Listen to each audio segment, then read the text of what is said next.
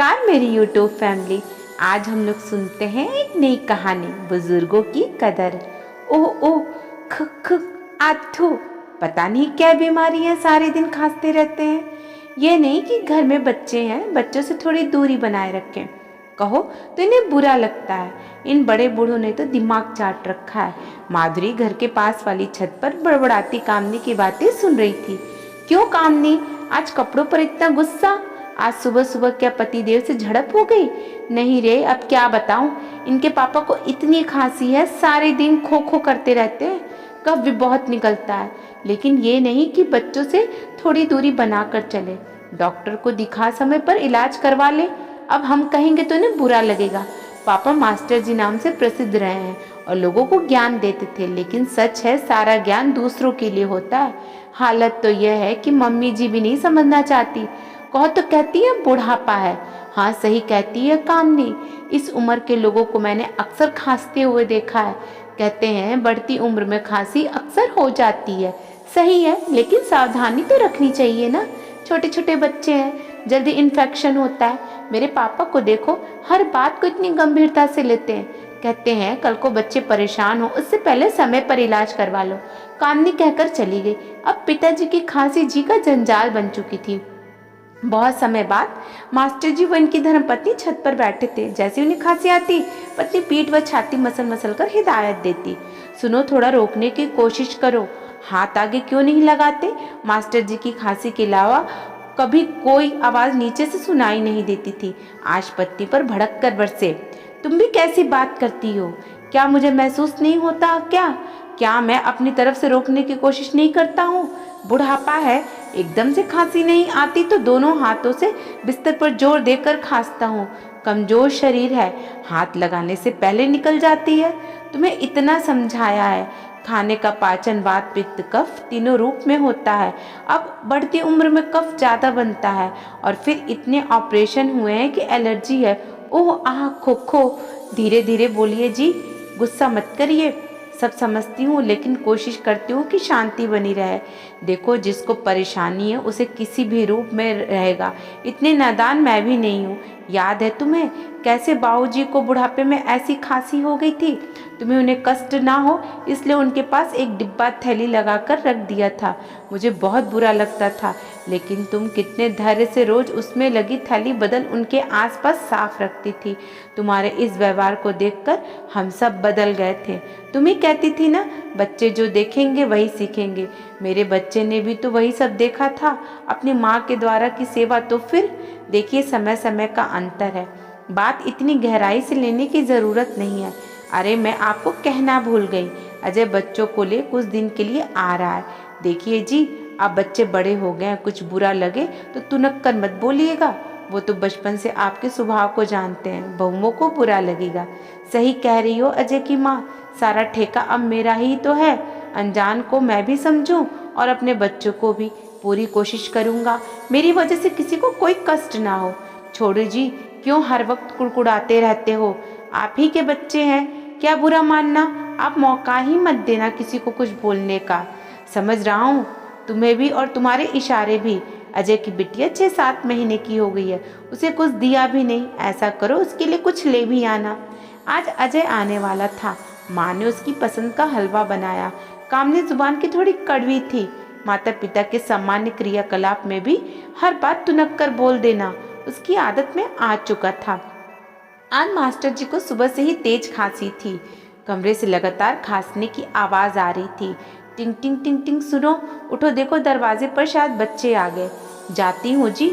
जैसे ही धर्मपत्नी जाने लगी, मास्टर जी ने आवाज लगा के कहा, सुनो, मुझे एकदम से बाहर मत बुलाना, आज खांसी कुछ ज्यादा ही है।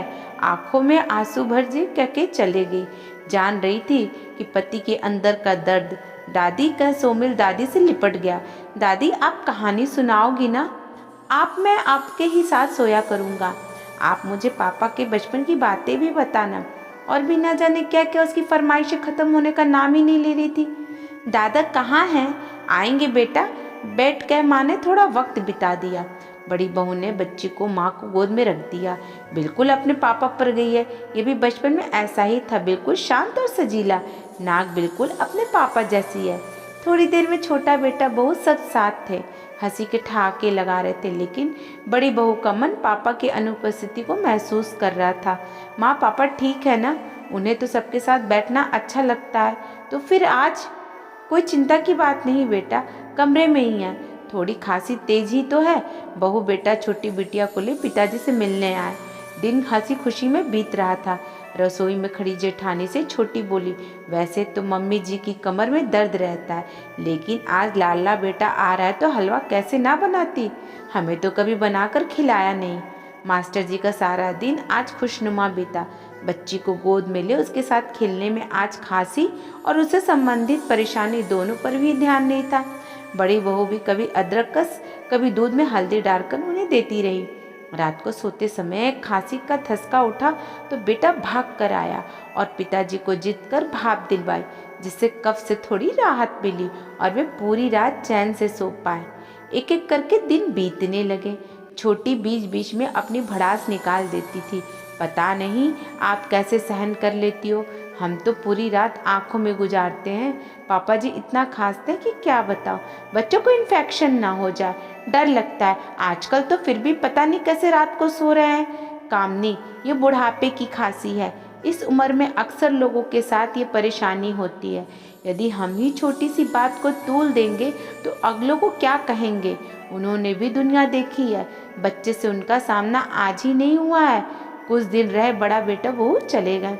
आज कामनी कुछ परेशान सी लग रही थी। हेलो, अब कैसे हैं पापा? अच्छा, यहाँ आ रहे हैं? हाँ ले आओ, नहीं मेरे घर में बहुत मुश्किल हो जाएगी। माँ ने चिंता देख पूछा। कामनी, क्या बात है, कुछ परेशानी? पापा की तबीयत ठीक नहीं, दिखाने आ रहे हैं यहाँ। मैंने कह दिया कि हमारे यहाँ जगह नहीं है। यह तो बहुत गलत किया तुमने, अपना घर होते हुए भी बाहर इंतज़ाम करेंगे। लेकिन मम्मी वो बीमार है, पापा का कहना है कि तुम्हारे घर में बुजुर्ग हैं, कहीं मेरे आने से खुदा ना खास्ता कोई। कामनी के पिताजी को मास्टर ने जिद कर घर में बुलवा लिया। कैसी बात करते हो समधी जी आप लोग, बेटी का घर होते हुए बाहर रहेंगे? यदि हम साथ ना होते तो कामनी क्या आपको बाहर रहने देती? अब कामनी के माता पिता व सास ससुर घंटों बातों में लगे रहते। रातों रात भर जब उन्हें परेशानी होती तो बेटी से पहले ससुर जी पहुंच जाते, उन्हें अपने अनुभव सुना मोरल सपोर्ट देते। डॉक्टर का कहना था कि हार्ट के ऑपरेशन के बाद अक्सर सूखी खांसी छूट जाती है, चिंता की कोई बात नहीं है। कामनी ने देखा जब से उसके माता पिता आए ससुर जी उसकी सेवा में अपनी परेशानी भूल गए, चारों घंटे गप्पे लगाते। कामनी को बहुत शर्मिंदगी महसूस हो रही थी। सास के पास जा बोली, माँ मुझे माफ़ कर दो, कहते हैं ना जब तकलीफ़ खुद को हो तब समझ आता है। मैंने आप लोगों के साथ गलत व्यवहार किया, तब भी मेरे पापा की तकलीफ़ में आप लोगों ने पूरा साथ दिया। मैं अपने किए पर शर्मिंदा हूँ। माँ, समझ सकती हूँ ये खांसी महज बीमारी ही नहीं है, अपनों के साथ ना होने का संकेत है। जहाँ सब होते हैं वहाँ बिना तकलीफ़ की चुटकियों में आकर भी चली जाती है। खुद को गलत मत समझो। कामनी, तुम माँ हो इसलिए बच्चों की चिंता होना स्वाभाविक है। पीछे खड़े मास्टर जी सब सुन हंस रहे थे। बोले, तुम्हें माफ़ी मिलेगी, पहले मेरी खांसी से राहत के लिए एक कड़क चाय की प्याली हाजिर करो।